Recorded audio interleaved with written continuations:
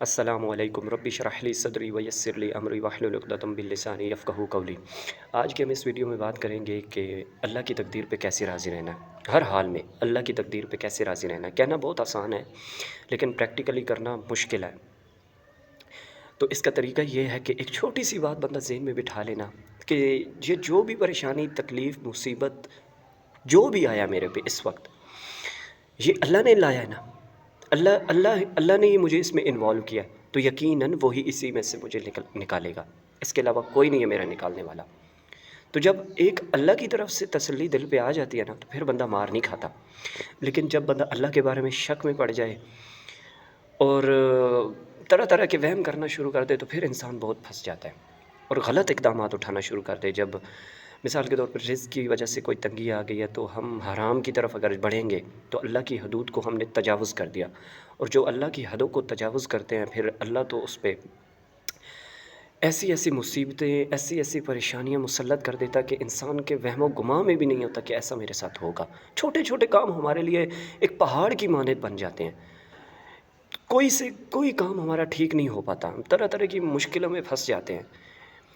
لیکن جب ہم اللہ کی حدود کے اندر رہ کے ایک نیک اور پرہیزگار بن کے اللہ کے دیے پہ راضی رہ کے کہ یار جو بھی اللہ نے میرے ساتھ کیا میں اس پہ راضی ہوں، بظاہر مجھے چیزیں اچھی نہیں لگ رہی لیکن میرا اللہ جانتا ہے نا، میرا اللہ جانتا ہے کہ میرے لیے کیا بہتر ہے۔ میں نہیں آنے والے کل کچھ جانتا، میرا اللہ جانتا ہے، تو یہ یقیناً میرے لیے بہتر ہوگا، تبھی فیصلہ میرے پاس آیا ہے۔ تو مجھے اس پہ راضی رہنا چاہیے، مجھے اس پہ صبر کرنا چاہیے۔ فَإِنَّ مَعَ الْعُسْرِ يُسْرًا إِنَّ مَعَ الْعُسْرِ يُسْرًا۔ قرآن ہمیں قدم قدم پر آگاہ کرتا ہے، لیکن ہم ہیں کہ یقین ہی نہیں کر رہے۔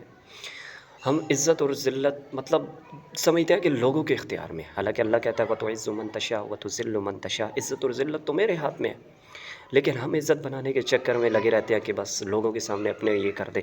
ہم کس کو چیٹ کر رہے ہیں؟ نعوذ باللہ، اللہ کو چیٹ کر رہے ہیں یا اپنے گھر والوں کو؟ کس کو؟ بظاہر ہم نے اپنے آپ کو ہی دھوکہ دے رہے ہیں اور کچھ نہیں ہے۔ تو اس کا صرف تمام پریشانیوں اور مصیبتوں کا ایک ہی واحد حل ہے، وہ ہے کہ اللہ کی رضا پہ راضی رہنا۔ جب انسان ارادہ کر لیتا نا کہ میں نے اللہ کی رضا پہ راضی رہنا، جو کچھ بھی ہو رہا ہے میرے ساتھ بہت برا ہو رہا ہے، لیکن ایک بات یاد رکھنا کہ میں اللہ کی رضا پہ راضی ہوں۔ وہ جانتا ہے نا کہ میں نے کتنا صبر کیا ہے، وہ جانتا ہے کہ میں نے کتنی قربانیاں دی ہیں، وہ جانتا ہے کہ میرے ساتھ کس کس نے زیادتی کی ہے۔ اس کے باوجود جب اللہ خاموش ہے تو مجھے بھی خاموش رہنا چاہیے، ایک اچھے وقت کا انتظار کرنا چاہیے مجھے۔ لیکن اگر اس کے برعکس ہم نے شکوہ شروع کر دیا، ہم نے اس فیصلے پہ خوشی کا اظہار نہ کیا، گلہ کر دیا، شکوہ کر دیا، لوگوں کے سامنے بکواسات شروع کر دیں، تو پھر ہم اللہ کی حدود سے نکل گئے۔ اور جب اللہ کی حدود سے نکل گئے تو ہمارے لیے ہر طرح کی بلائیں تیار کھڑی ہیں۔ چھوٹے سے چھوٹا کام بھی ہمارے لیے ایک مصیبت بن جائے گا۔ بظاہر لگ رہا ہوگا کہ ہم اس کام کو منٹ میں کر لیں گے، لیکن وہ ہمارے لیے ایک مصیبت بن جائے گا، نہیں کر پائیں گے۔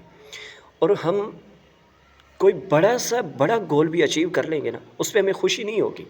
کچھ بھی کر لیں گے ہمیں خوشی نہیں ہوگی، کیوں؟ اللہ کی حد سے نکلے ہوئے ہیں، اللہ کو بھولے ہوئے ہیں۔ اللہ کو یاد کرنے کا مقصد صرف یہ نہیں ہوتا کہ ہم نماز، روزہ، حج، زکوٰۃ کر لیں۔ عبادت 24 گھنٹے کی ہوتی ہے۔ لوگوں کے حقوق کا خیال رکھنا، مطلب اپنی زبان کا خیال رکھنا، کسی کے دل آزاری نہ ہو، کسی کے ساتھ ہم برا تو نہیں کر رہے۔ ہم 5 ٹائم کے نمازی ہیں الحمدللہ، لیکن ہو سکتا ہے ہم نے کسی کا حق مارا ہو، پھر کیا فائدہ ایسی نمازوں کا؟ تو اللہ کی عبادت کرنے کا مقصد یہی ہے کہ ہم کسی سے کوئی بات بھی کر دیں نا تو وہ ایک اچھے انداز میں کر دیں، تو یہ بھی ایک عبادت ہے۔ تو ہم نے بس نا ایک عبادت کا ایک الگ پورشن بنا لیا اور لائف گزارنے کا ایک الگ پورشن بنا لیا کہ بس کلمہ، نماز، روزہ، حج، زکوٰۃ اس سائڈ پہ، اور باقی زندگی کے معاملات، حرام حلال مکس اپ جو بھی چل رہا ہے وہ ایک الگ سائڈ پہ۔ ایسا نہیں ہوتا۔ ہمیں اس نے پیدا کیا اپنی عبادت کے لیے۔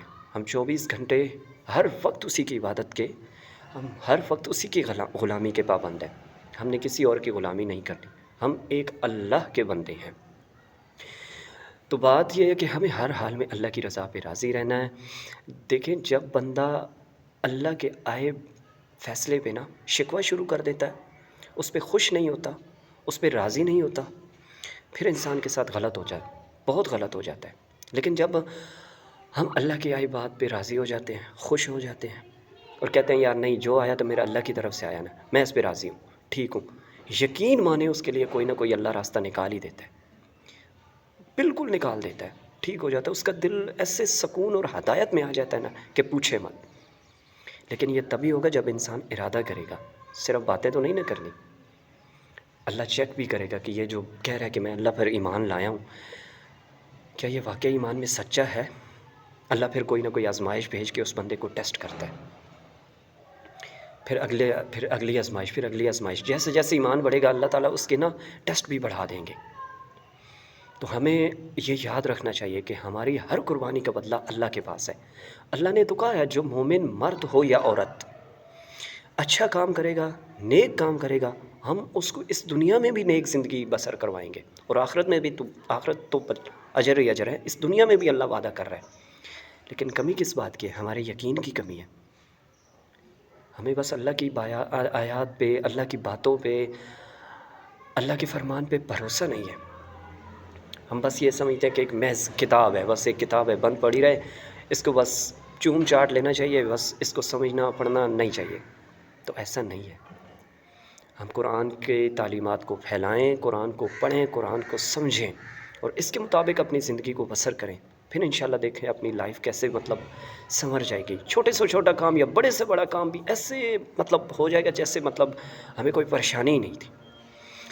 تو کوشش کرنی ہے آج کے بعد اللہ کے ہر فیصلے پہ راضی رہنا، کوئی شکوہ نہیں کرنی، کوئی شکایت نہیں کرنی، جو بھی دکھ ہوں، جو بھی ہو، اللہ کے سامنے روئیں، اللہ کے سامنے ہاتھ پھیلائیں کہ اللہ میرے ساتھ جو بھی ہو رہا تو جانتا ہے، تو میرا راستہ نکال، تو ہی راستہ دینے والا ہے، تو ہی دکھانے والا ہے۔